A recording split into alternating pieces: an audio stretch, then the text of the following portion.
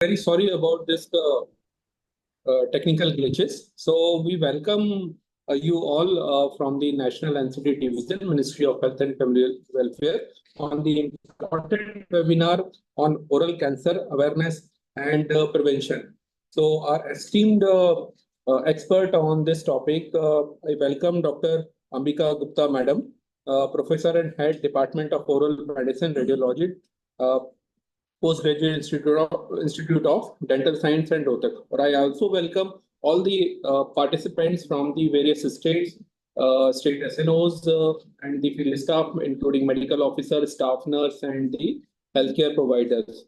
So with this, I request to Dr. Swasti Charan sir, additional DDG and CT, and Director General of Health Services, Ministry of Health and Welfare, for the keynote address. Sir. Thank you, Sunny, and everybody. Welcome to this national webinar series. I'm very happy that we have a series of webinars on NCDs, the risk factors for the last so many fortnights. Today's webinar is very exciting, on a very exciting topic with the oral cancer awareness and prevention. Friends, let us spend some time trying to understand the concept of cancer. I know many of you are already from the medical fraternity, some of you from nursing fraternity, but all of us, let us try to understand that we should be, able to explain cancer not just to among ourselves, but also to the lay public in the ways and the manner they understand cancer.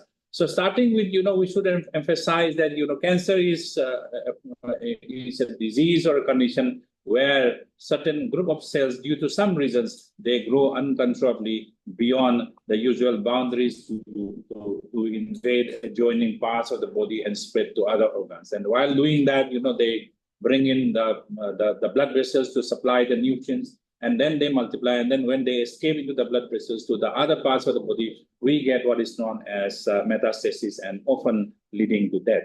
So we should also try to explain what are the causes of this very dreaded disease. What are the risk factors? We do have a lot of physical carcinogens, chemical carcinogens, and also the biological carcinogens. And to do the classification, we have what is known as the IARC of the WHO, providing us the carcinogen. So of all the risk factors that we all know, one of them is tobacco, alcohol, and unhealthy diet, physical inactivity, and also air pollution. So today's topic is very, very concerned with the chewing forms of tobacco and other risk factors, which our colleagues in the dentistry, they will also tell us, and also the expert speaker will be working on that.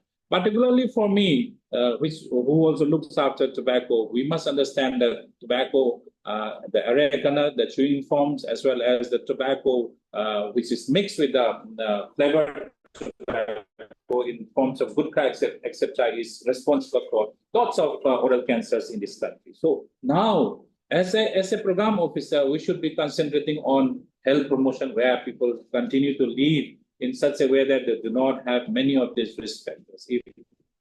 If that is possible, it is well and good. If that is not possible, and those people who are living with the risk factor, we should be able to offer them, services for cessation, the tobacco cessation, which we are doing from the National Tobacco Control Program. And those people whom we are not able to provide cessation and who has continued and has shown certain stages of the disease, what is known as the oral potential malignant disorders, or the OPMDs, which are the pre-cancer forms, we should be able to screen them, detect them, and treat them. So for that, under the National Tobacco Control Program, we have a National Resource Center, which is known as the National Resource Center for OPMD, the OPMD hub in Lady Hardinge Medical College, and that is also going to initiate a lot of training program, a lot of IEC materials for screening those people in the pre-cancer stage.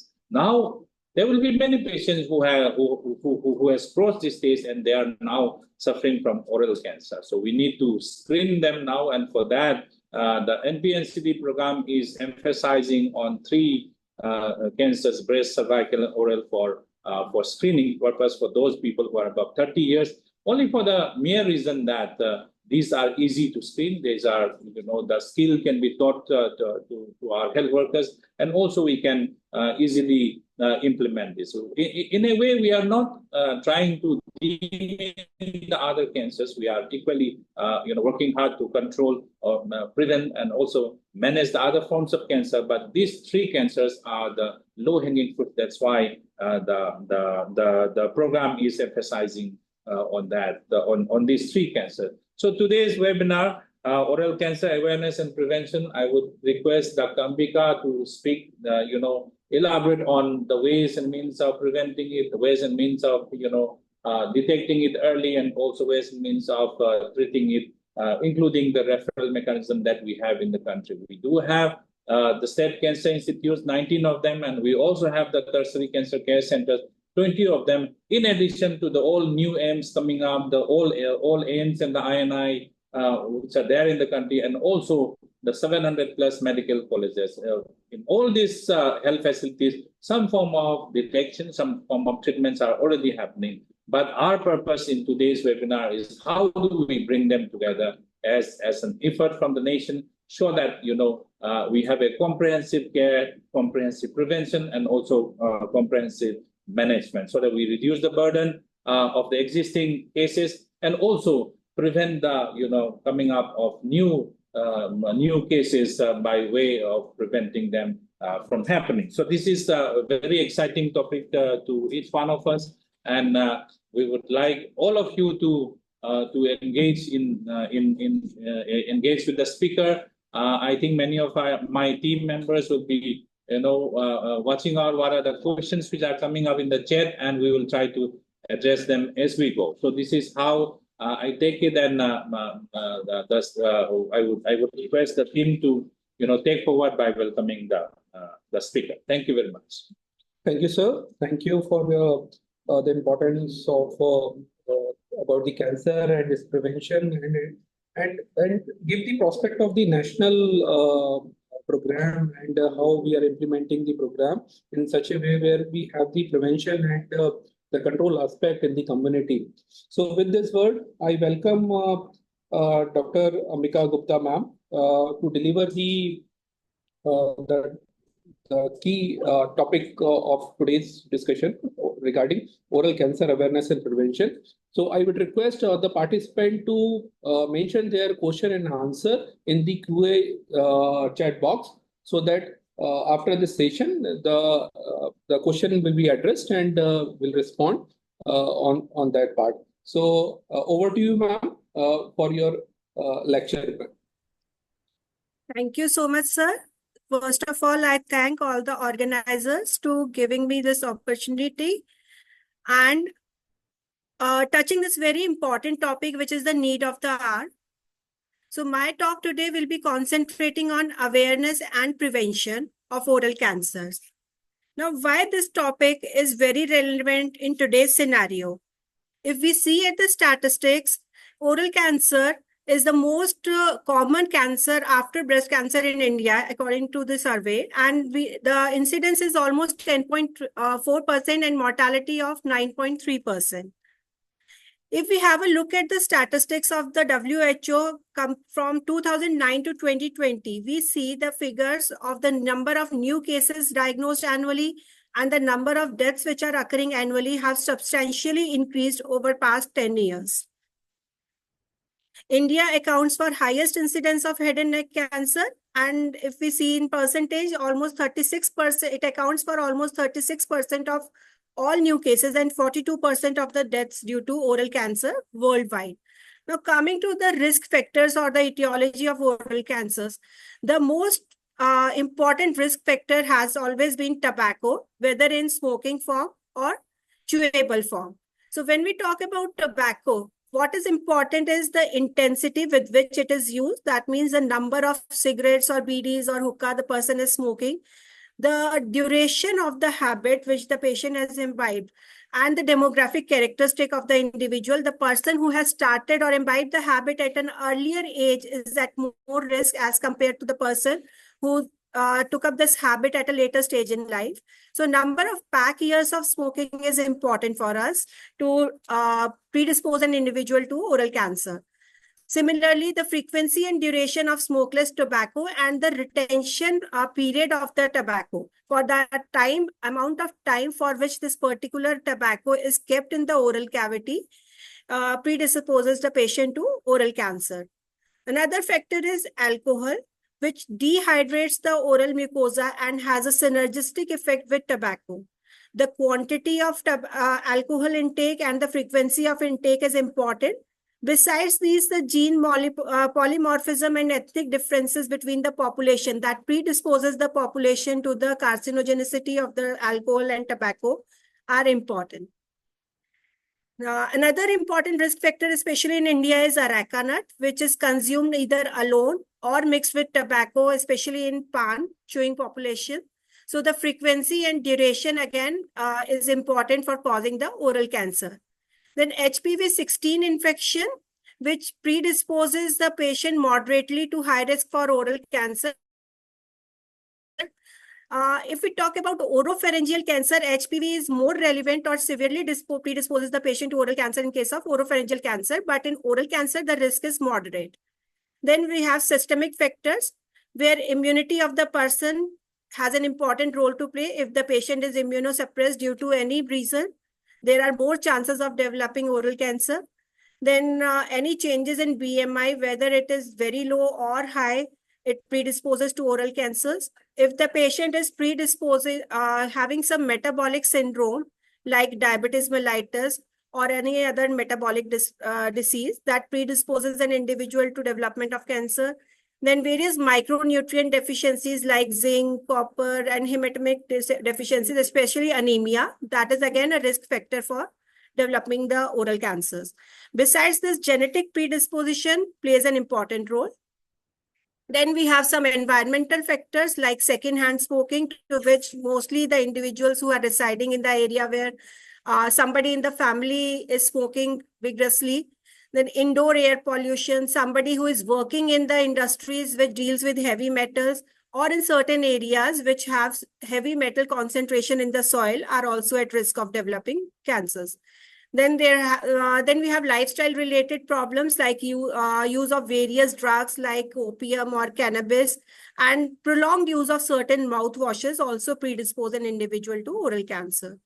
Besides this, we have orodental factors, which as a dentist we commonly encounter, that is the any source of chronic irritation in the oral cavity, be it the sharp tooth or it is some sharp margin of a crown or a denture which the patient is wearing, or some wire impinging into the mucosa of the oral cavity. All these can lead to development of oral cancer. Poor oral hygiene of the patient is again a predisposing factor. Somebody who is brushing the teeth regularly and maintaining the oral hygiene properly is at a lower risk.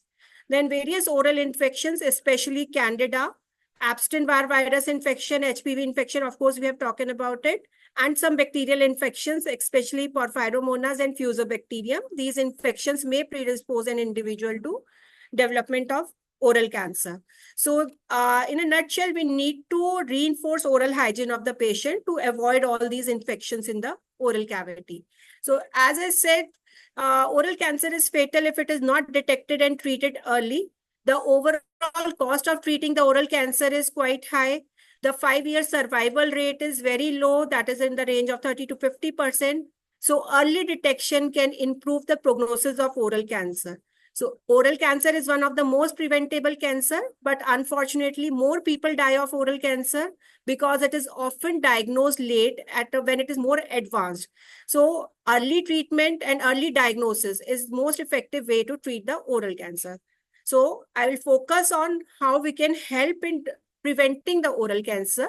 So first I'll talk about the prevention strategies, screening of the high-risk population, and early diagnosis of oral cancers.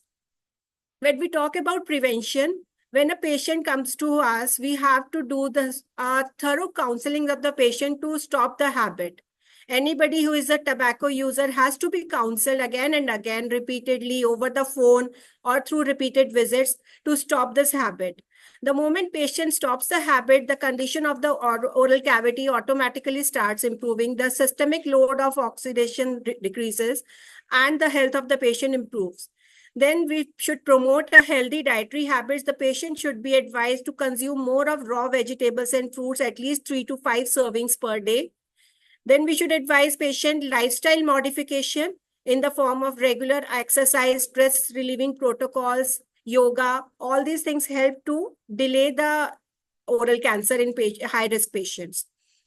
Then health education need to be imparted regularly and vigorously, and regular oral examination is required in people who are using tobacco regularly. Early diagnosis, to make an early diagnosis, first of all, we should be aware of the symptoms of oral cancers and precancers, and we should know the importance of timely help. The patient should have access to clinical evaluation, and the diagnostic services should be readily available. And once we are able to diagnose the lesions, we should refer it to the treatment services at an early stage. Timely referral here is the key. If we refer the patient well in the time in the early stages of cancer, or even before the start of cancer, when the patient is in potentially malignant disorder stages, it will help a lot. Regarding the screening, we identify the individuals with the findings suggestive of cancer or precancer before they develop any symptoms. How we can do that, I'll be focusing now. And when abnormality are identified, what are the further tests required to establish a definitive diagnosis, and when to refer the patient for treatment. So there are some early indicators which lead us to the diagnosis of oral cancer. Any ulcer in the mouth, any painless sore in the mouth which is not healing within 14 days. We can observe the lesion after removing the etiology for maximum of 14 days. If the lesion does not heal within 14 days, go for a biopsy. Any red and white patches in the mouth that is not regressing after stoppage of habit. Red patches obviously need more attention as compared to white patches. Then if the patient has difficulty in chewing or painful swallowing, any thickening or induration of the cheek, when you try to palpate the cheek between your fingers, it should be elastic. It should not feel hard. Then if there is any numbness of the mouth or face, any hoarseness of voice which has developed over last few days, swelling in the mouth or neck region, any difficulty in moving the jaw or tongue, which may be because of the mitosis of the cancer, any dentures which are ill-fitted, which don't fit well in the mouth of the patient, or any unexplained mobility of teeth without any local cause. Then any problems in speaking, bleeding or pain in the mouth or on the lip, which is not attributable to the local factors, any hard spot on the flat surface of the lower lip, or any wart-like growth in the mouth. If we see any of these symptoms, these are alarming signs, and we need to examine the patient rigidly. So these are few photographs of the patient. In the first photograph here on the left side, we see a flat lesion which was hard on palpation. Now, this was a very early stage of oral cancer. If the cancer is diagnosed at this stage, it is easier to treat. If we go few days later, it will take this type of appearance where some sort of ulceration is there along with hardness, of course, and then it convert to a cauliflower-like growth. Okay, so it is easier to treat a patient in the first photograph as compared to the second and third photograph. By the time the patient reports to us, the patient has already developed these growths, and metastasis process has already started. So that is why our focus is always on early detection. Like in this particular case, where we diagnosed a patient with squamous cell carcinoma of floor of the mouth, there is a sharp margin of this tooth, a lone tooth standing in the mouth, and there is a small ulcer which has developed adjacent to the tooth.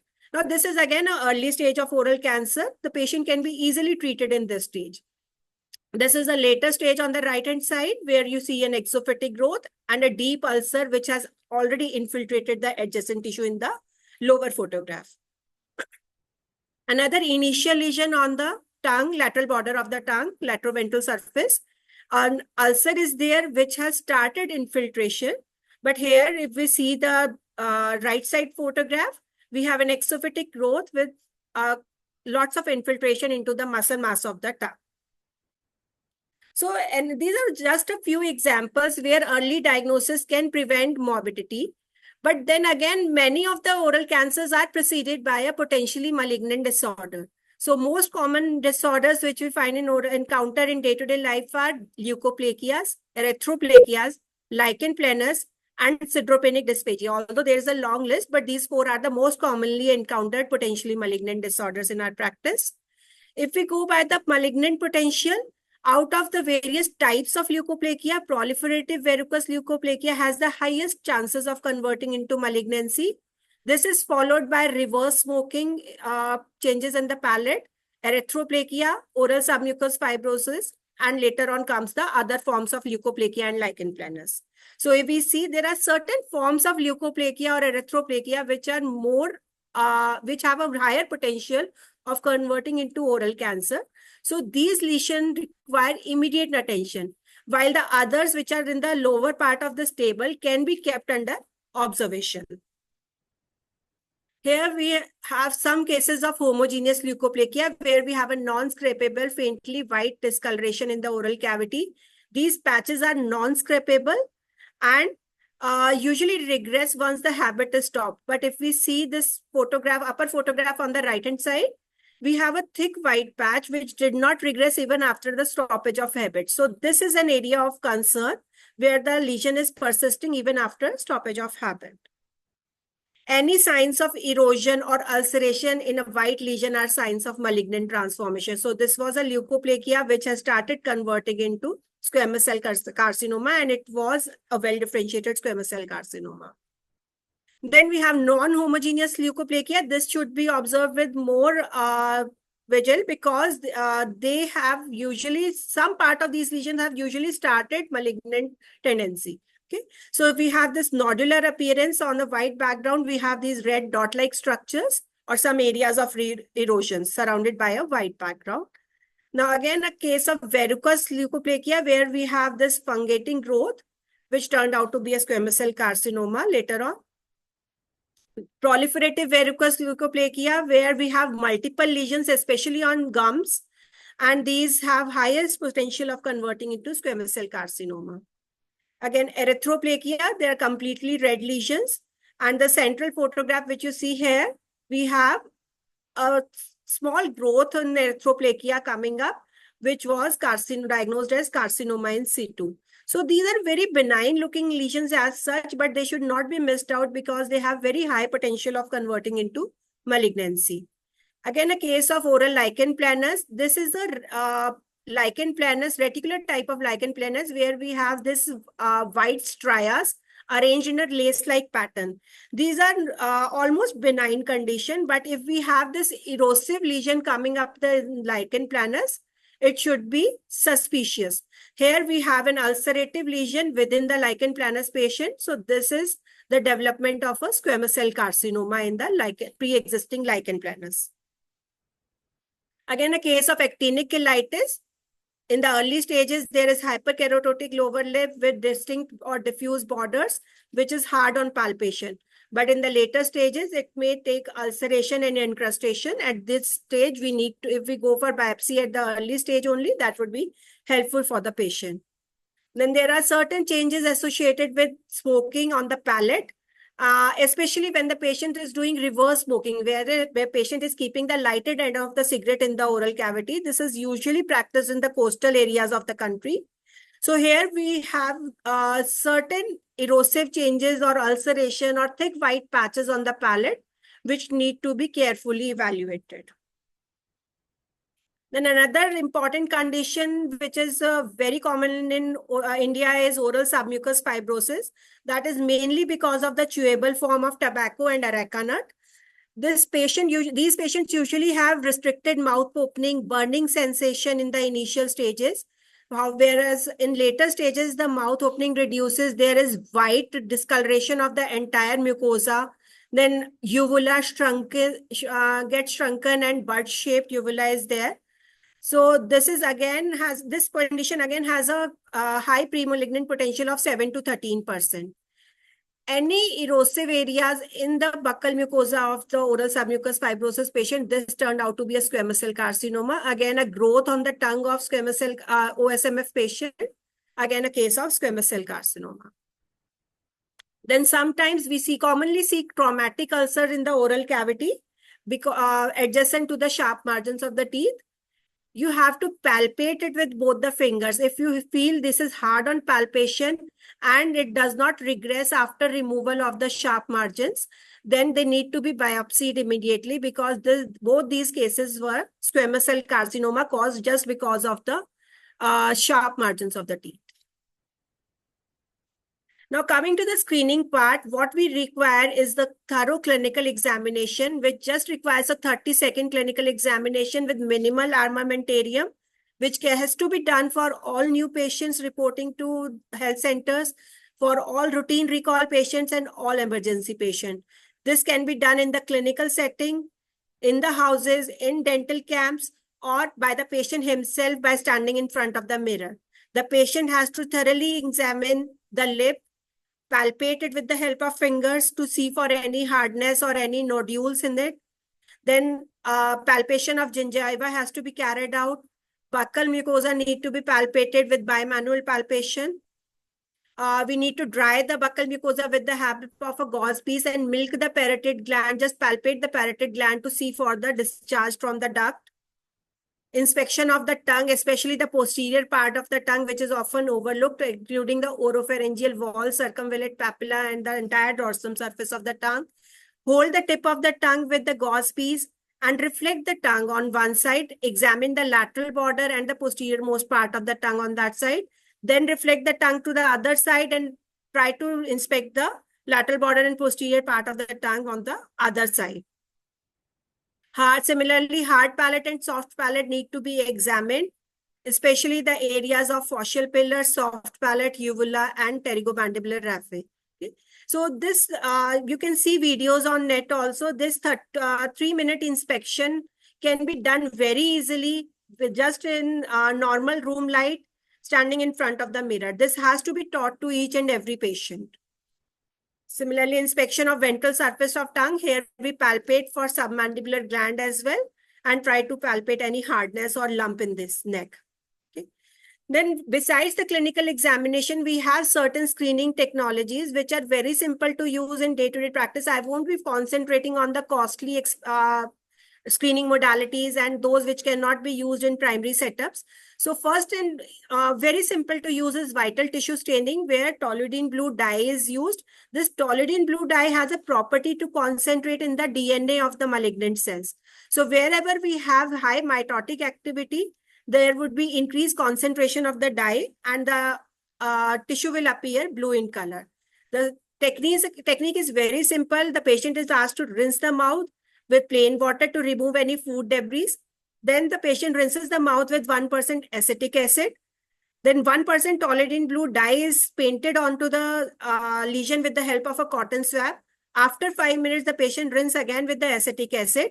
And we just examine the lesion for any retention of the dye. The areas which is stained dark blue with this dye need to be biopsied if the test comes out to be positive after 2 weeks as well. Another simple modality is VZ light or chemiluminescence. This is a simple stick of light which is shown into the oral cavity.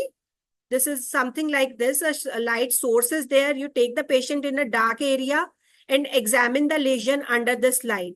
Any normal epithelium will appear dark because it will absorb this light completely. But any areas of suspicion or abnormal epithelium will appear white under this light. So again, a very simple technique to use for screening purpose.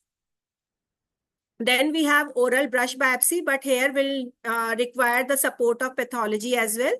A simple soft bristle brush is there, which is rubbed on the lesion, and the contents of the brush are transferred to a slide and they are fixed immediately. And then the fixed slides are sent to the lab for evaluation. So all the suspicious cells, if they are present within the epithelium, are captured with the help of this brush and evaluated under microscope. So you can, within 1 or 2 days, you can get the information.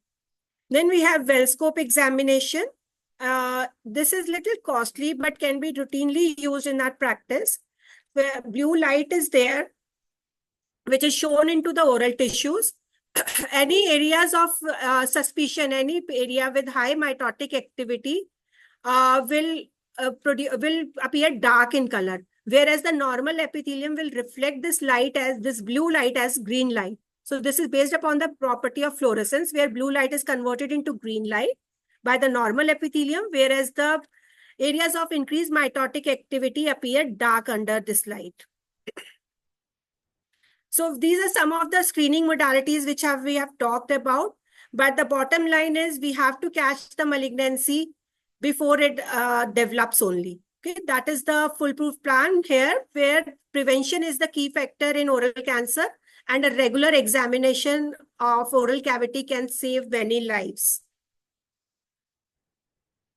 So the take-home message is we have to perform annual checkup of oral cavity of all the patients, address or refer all the patients who have mucosal lesions on examination, increased follow-up of the high-risk population, that is who have this tobacco habits or are chronic alcoholics, and ensure increased follow-up of patients who have already presented one or more cancers in the oral cavity.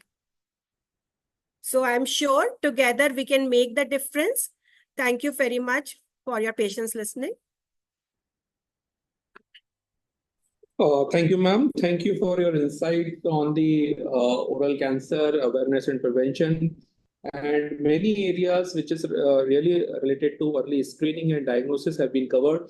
So I'm pretty sure that the healthcare providers enrich by this knowledge and definitely implement in the field so that the early detection could be possible in the field.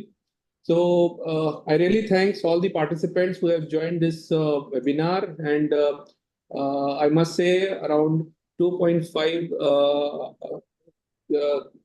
thousand participants have joined this webinar. So most question and answer have been addressed in the webinar itself. So I request Dr. Ankita, if any question is left, so that ma'am can answer on that part. Yes, thank you, sir. Ma'am, one question which we have is the role of HPV vaccine in oral cancer prevention. See, HPV has been proven to be an important etiological or risk factors for oropharyngeal carcinomas, and HPV vaccine is recommended nowadays for prevention of oropharyngeal carcinomas. But if we talk about oral cancers which are limited to the tongue or the lips of the buccal mucosa, so HPV still has a very low incidence in such cases, in India at least, whatever literature says. Okay, ma'am. One of our medical officer has a patient who has 3 white patches on the tongue which are not scrapable, and patient is a smoker. So can you please guide how the patient can be managed? First of all, we need to counsel the patient for stoppage of habit.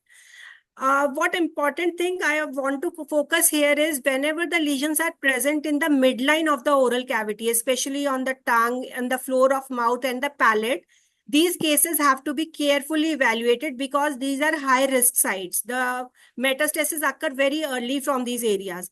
So if the lesion is not decreasing in size even after stoppage of habit, we need to go for immediate biopsy of such patients. Okay. Ma'am, what is the best preventive modality in the community center?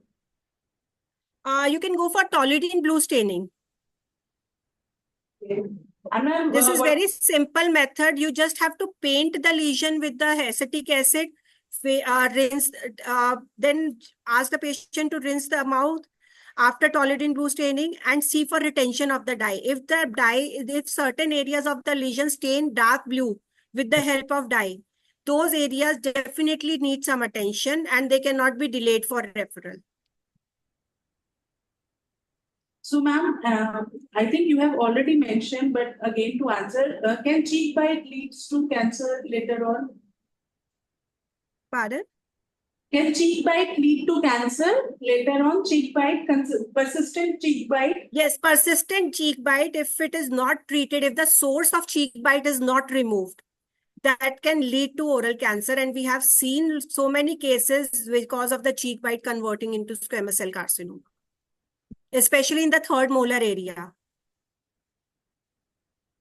So, ma'am, what are the instructions which we can give to patient who is asked to follow up after 14 days? The patient is first told to stop the habit for those 14 days.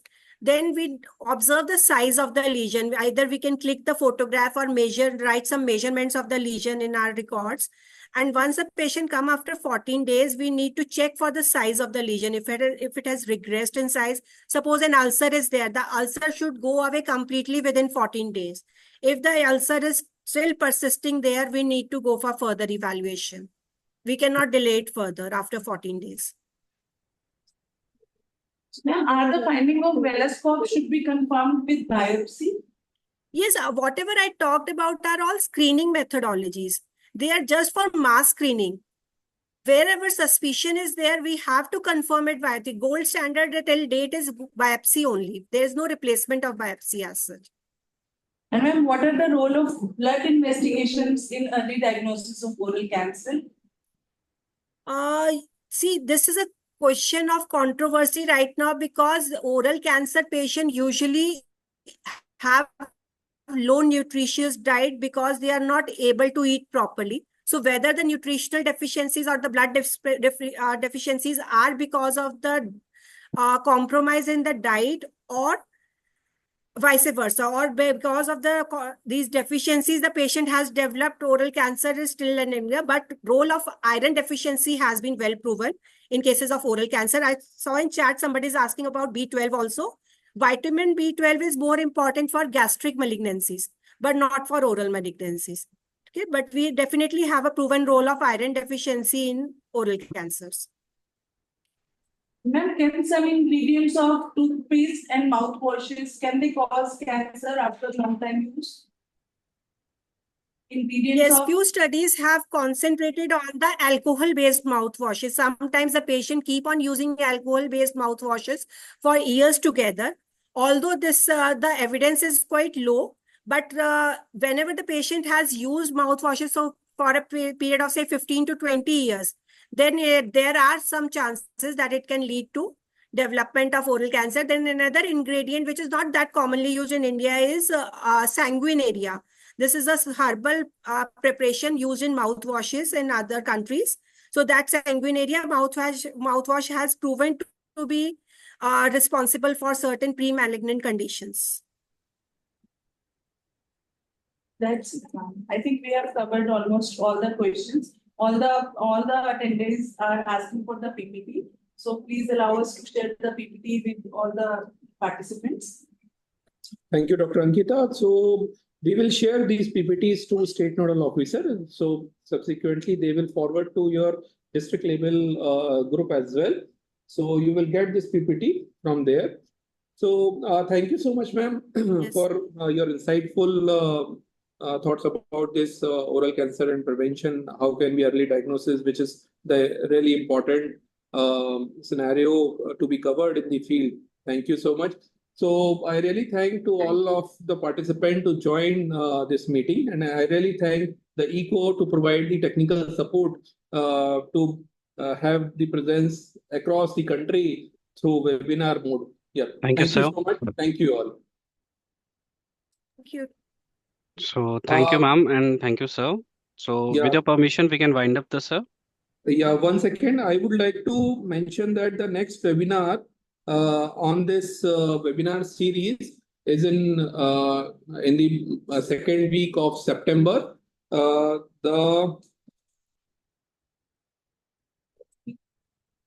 So that webinar will be held on the 13th September. The topic is Fit India campaign and the early prevention and awareness on the common NCDs in India. So I request to all of the participants to join on 13th September as well to have the knowledge about the awareness part or the early prevention of the NCDs. Thank you all. Thank you so much. So the Team Eco India, you can wind up this session. Thank you so much. Thank you so much, sir. Thank you, Dr. Shweta. Thank you, Dr. Ambika, for wonderful presentations. With this, we are winding up the session. Thank you all the participants for joining. Thank you, everyone. Thank you.